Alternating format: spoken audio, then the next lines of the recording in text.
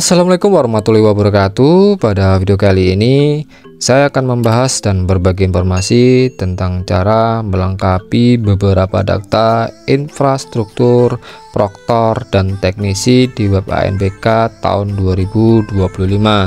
Nah, di sini teman-teman silakan ketik saja ANBK di Google pencarian. Nah, ketik saja seperti ini, teman-teman enter. Lalu nanti teman-teman di sini silahkan klik yang paling atas ya, yang tulisan ANBK ini teman-teman klik saja langsung.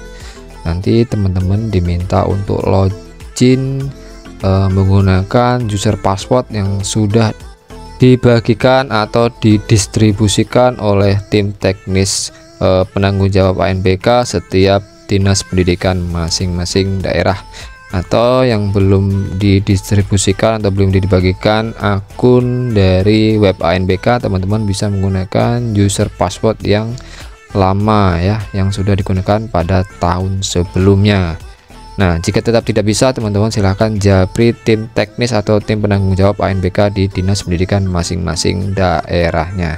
Nah, setelah di username dan password serta kode keamanan dimasukkan, maka teman-teman langsung masuk ke dalam dashboard dari web ANBK. Nah, di sini ada beberapa pemberitahuan, misalnya kita diminta untuk melengkapi beberapa data, yaitu mulai dari status pelaksanaan di bioportal ya, dan ini sudah saya buatkan video pada sebelumnya tentang melengkapi data di bioportal. Kemudian di sini kita diminta untuk melengkapi data infrastruktur proktor dan teknisi. Nah, ini sudah ada. Kemudian memilih status mode pelaksanaan, lalu di sini mengisi rincian komputer.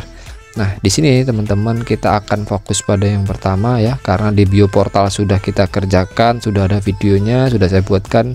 Nanti teman-teman silahkan scroll atau cek di videonya. Kemudian di sini ada jadwal tentang pemutahiran data terakhir adalah tanggal 20, sedangkan untuk sinkronisasi 19 dan 20, kemudian pelaksanaannya adalah 21-24 Juli untuk simulasinya. Nah, teman-teman silahkan di sini klik data sekolah untuk melengkapi data infrastruktur proktor utama dan teknisi. Kita klik data sekolah. Nah, di sini sebenarnya datanya sudah ada teman-teman. Untuk settingnya itu masih sama dengan proses pada tahun-tahun sebelumnya. Untuk jenjang ini tidak bisa dirubah, sudah secara otomatis terkunci teman-teman. Provinsi, kabupaten, kota serta sekolah ini sudah otomatis terkunci. Ya, di sini kita hanya bisa merubah emailnya, email sekolah jika emailnya sudah berganti dengan baru. Kemudian status pelaksanaan.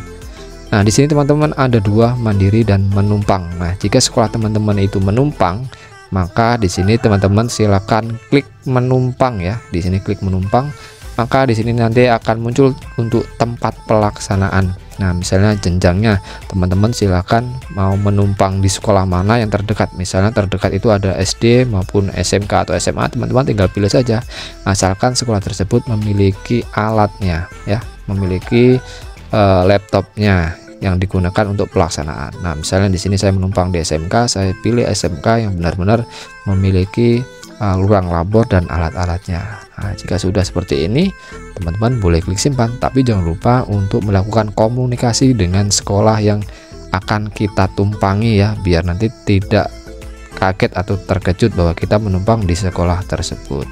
Nah, karena di tempat saya ini tidak menumpang dan melaksanakan secara mandiri, maka di sini saya pilih yang mandiri saja. Setiap perubahan di sini teman-teman harus melakukan simpan ya, agar datanya ikut tersimpan. Nah, di sini saya pilih mandiri karena saya melaksanakan secara mandiri. Kemudian mode pelaksanaan di sini teman-teman silahkan pilih online atau semi online ya. Kalau semi online teman-teman membutuhkan server dan beberapa laptop klien ya, yang terhubung di internet, hanya servernya saja. Nah, jika menggunakan online maka semuanya harus terkoneksi dengan jaringan internet ya, mulai dari klien serta server proktornya. Nah, sini saya coba mengisi semi online ya. Kondisikan dengan tempat daerah teman masing-masing ya, bisa menggunakan online maupun semi online. Oke, di sini data berhasil disimpan teman-teman. Lalu langkah selanjutnya silahkan teman-teman isi ke bagian tim teknis ya. Untuk tim teknis biasanya itu masih ada beberapa data dari tahun sebelumnya teman-teman, penginputan data tim teknis pada tahun sebelumnya. Misalnya ini ada nama penanggung jawab yaitu kepala sekolah. Jika kepala sekolahnya masih tetap yang lama, teman-teman abaikan saja, tidak perlu diganti. Namun jika kepala sekolahnya ganti, teman-teman harus mengganti dengan kepala sekolah yang baru ya, yaitu nama kepala sekolah, kemudian NIP dan nomor HP-nya. Kemudian untuk proktor, jika proktornya ganti dan berbeda dengan tahun sebelumnya, teman-teman silakan ganti saja dengan data atau nama proktor yang terbaru ya, mulai dari email proktornya maupun nomor HP-nya. Oke, begitu juga dengan teknisi. Jika teknisinya sudah berbeda dengan tahun sebelumnya, silakan teman-teman ganti dengan teknisi yang terbaru ya, datanya juga harus diupdate dengan data yang terbaru, menyesuaikan dengan data teknisi yang baru. Oke, nah sampai sejauh ini teman-teman jangan lupa untuk dibuatkan SK pelaksana NBK ya, mulai dari proktor ya, kemudian penanggung jawab, kemudian teknisi, itu harus dibuatkan SK-nya. Nah, di sini jika sudah semua, teman-teman silakan klik simpan.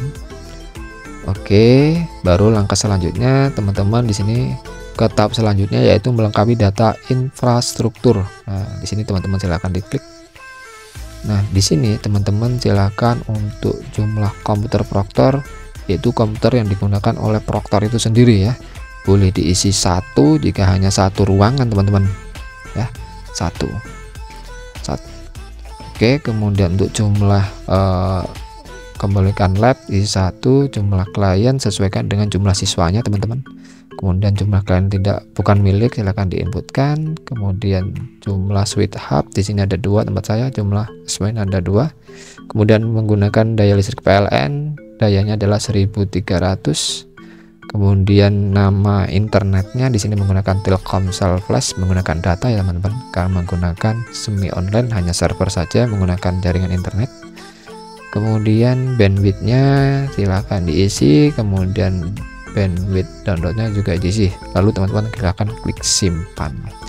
Nah, sejauh ini teman-teman sudah bisa lengkap datanya di bagian infrastruktur, proktor utama dan tim teknis serta identitasnya. Nanti teman-teman tinggal selanjutnya yaitu mendownload dan mengupload surat kesiapan dalam mengikuti pelaksanaan ANBK tahun 2025.